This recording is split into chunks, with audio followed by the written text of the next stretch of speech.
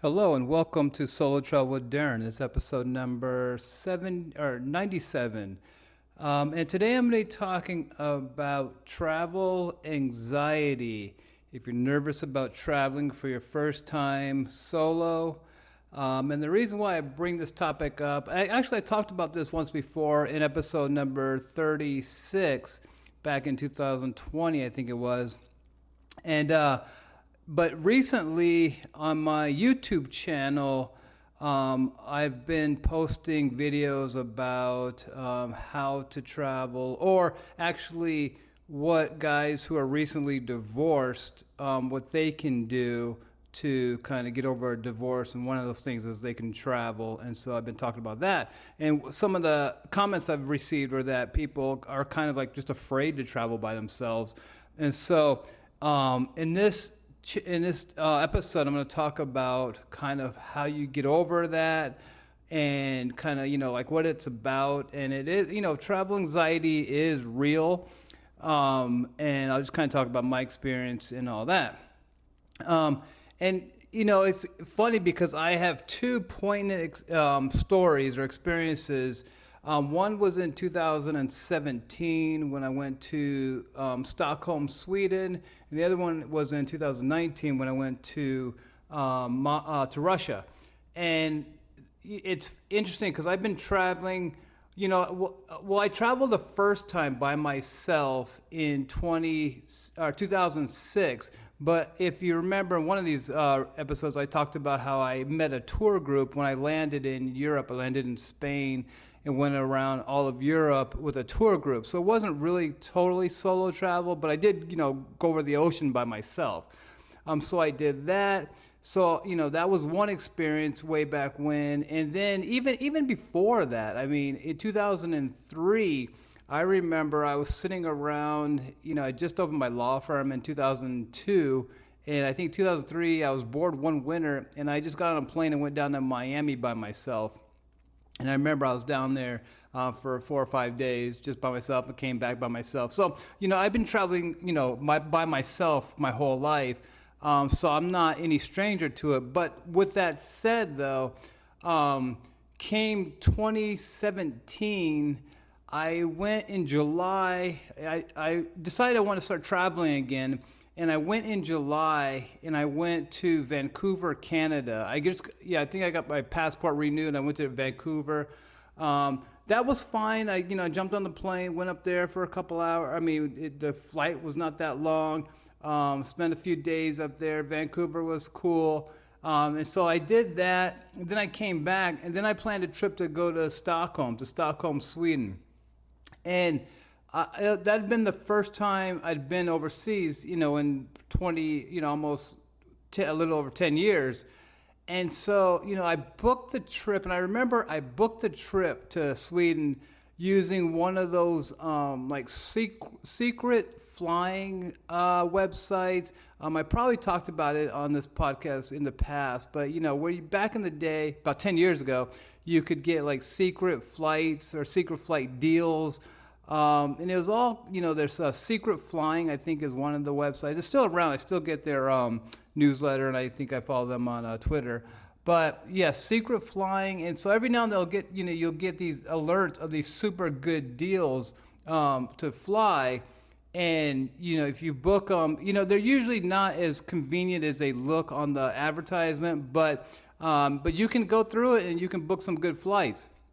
But nevertheless, so I did that back in 2017. I booked the round trip flight to Sweden using one of those secret flying sites, and so I remember, and I probably booked it 2 months, maybe a month beforehand. And I remember about a week before, I just got so much anxiety about going.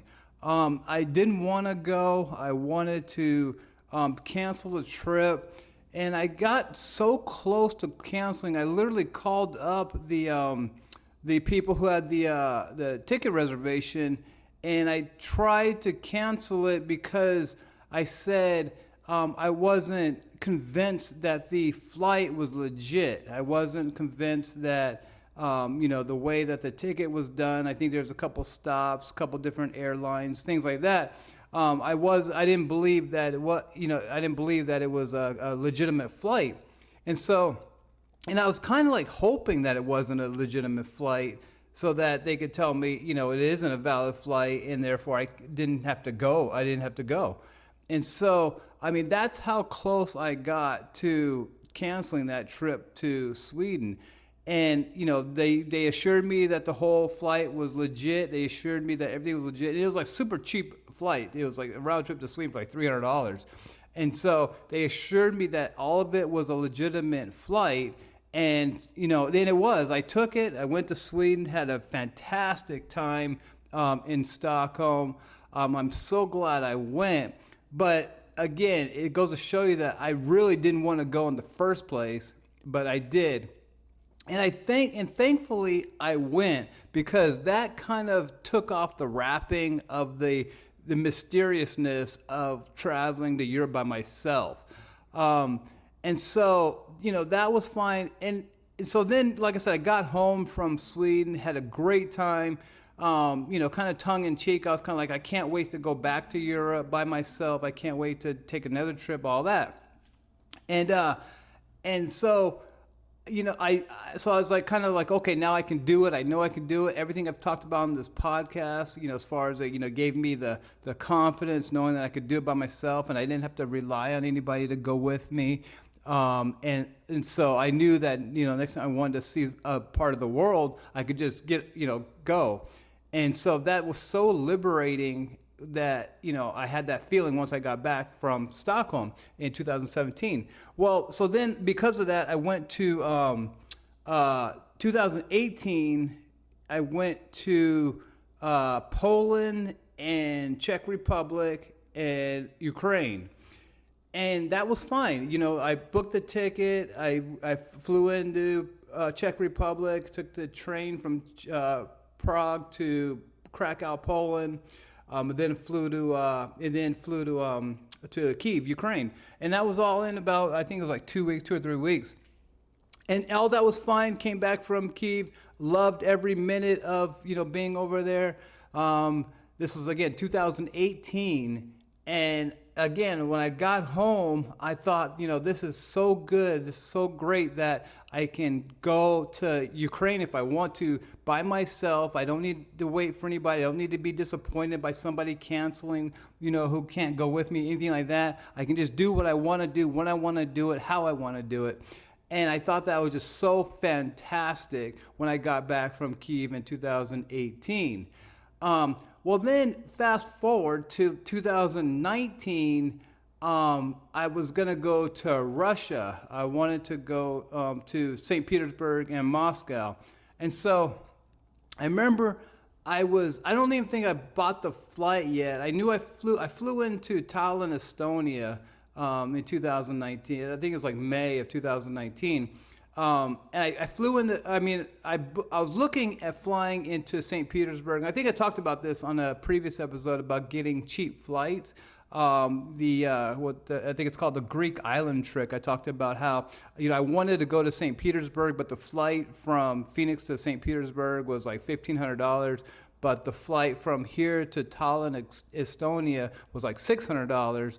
And the train from Tallinn to St. Petersburg was like $60. And so, I paid $660 instead of $1,500, and I got to St. Petersburg, Russia.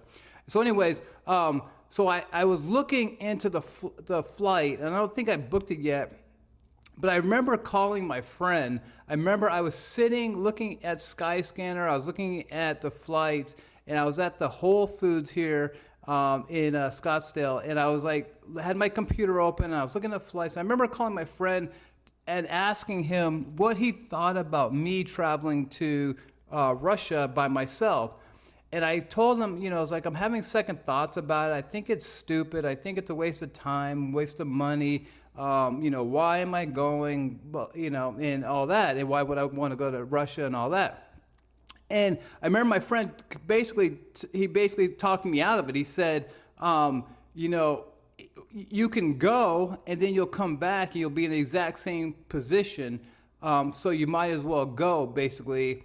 And he basically said that if I didn't go, I'd regret it a lot more than if I went and I would regret something. And everything that he said made absolute sense. And so I hung up the phone with them, and I think I booked the ticket right then. And again, but I was still, and again, this is me. I mean, I've been traveling and going places by myself for, my whole adult life. And I still was sitting there at that Whole Foods that day, wanting to cancel or not even go to Russia in 2019. And again, what my friend, what he told me, and all that made sense, and I ended up going. And I really think that since then I've been to 30, probably 25, 30 different places. And I really think that point right there, sitting in that Whole Foods, is the reason why I continued my travels. Because like I said, I was sitting there thinking, I run a law firm here, I run a business, I have family, friends, I go out with my friends, I date, all that stuff. And I was like, why am I traveling around the world by myself? You know what I mean? It's like, what's the point of it? And once all those questions were solved, and once, I saw all the good things about traveling, I went to Russia, I went to St. Petersburg, I went to Moscow, had a fantastic time in Russia. And then after that, I was set. After that, there was no more hesitation whatsoever. After that, I went to Montreal that same year, 2020. I went to Dubai, Baku, Azerbaijan, and then we got shut down. But then the minute we got shut down, I went back to Ukraine. So I was set though. After that Russia trip, I knew that I was always going to travel. If I had any interest whatsoever in some place in the world, and I wanted to go see it, I would book a flight and go. But again, with all that said, there was those two moments. The one, when I was in the Whole Foods trying to cancel my flight or cancel my plans to go to Russia. And back in 2017, when I was on the phone literally with those airline people trying to cancel my trip to Stockholm. So it just goes to show you that travel anxiety is real. I know it's real. And so that's that. And so again, if you've never been overseas by yourself, I completely understand the hesitation. And it's like, and again, I look at my this podcast. I also look at my YouTube channel, and I try to do the inspirational stuff and the tactical stuff. Here's how to do blank or whatever. And I realize that there might be part of like I might be making it look easier than it is, or something where it may just not be connecting with people's fears or anxiety about taking a trip. And maybe there's no reason, because it reminds me of, again, I think I told you, not all my, but a lot of my friends have recently gotten out of marriages where they were married for 10, 15 years. And, they're all out single again, and we're all out, at the bars and stuff, talking, trying to pick up girls and stuff. And it's like, the guys are afraid to approach strange girls. And again, the logic of it makes no sense. It's like, the girl is, 110 pounds. She's not going to kill you. She's 20 years older, 20 years younger than you. If you saw her in the work setting, there's no way you would act like that. If she needed to give you a report, you'd ask her for the report, and there'd be no problems whatsoever. And that even if you walk up to her, you try to talk to her, and she rejects you, you'll forget it 10 minutes later, and it'll never have an impact on you. But we know all that logical stuff, but still, guys won't go up and talk to girls. So I get it. Even if you know all the logical reasons why you should travel, there's still that hesitancy for that you don't travel. And so that's kind of what I completely understand. Like I said, my solution is the same thing. The solution is that you can. Oh, and one other thing, it doesn't do any good to say if you don't go, what's your life going to be like? It's like, well, I'm not sure that's a compelling argument. If I say, well, look, if you don't take that trip to Spain that you always wanted to take, aren't you going to regret it? And maybe so, but who cares? It's kind of like, I think that's the attitude. But nevertheless, I think, and I talked about this in that episode 36. If you want to look for some like Band-Aids or crutches or Novocaine or something to get over that anxiety, just surround yourself with travel material.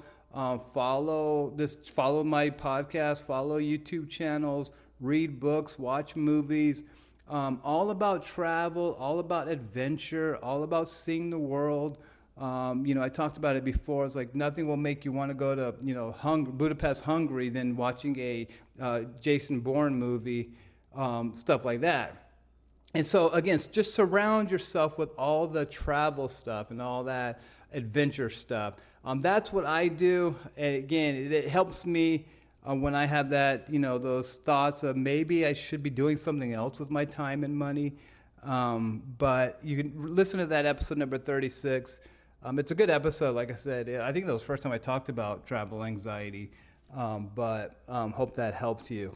But anyway, so that's episode number 97. Like I said, it's a pretty big topic actually, and I don't think I talk about it enough. But again, I acknowledge it and I understand it, and I understand how people could, even though they want to see the world, they're reluctant to go. They're reluctant to go, by themselves.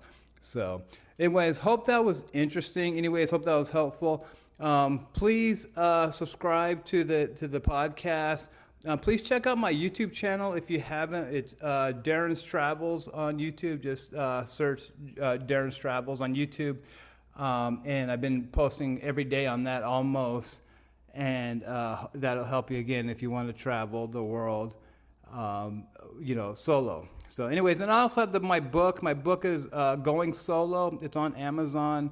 My book is the tactics. My book is basically telling you exactly how to travel, what to do when you're traveling, things like that. But just go on Amazon and find Going Solo. That's my book. Going Solo by Darren Woodfork. That's my book. And so hopefully that'll help you. Well, anyways, thanks for listening, and I will talk to you next time. Thanks.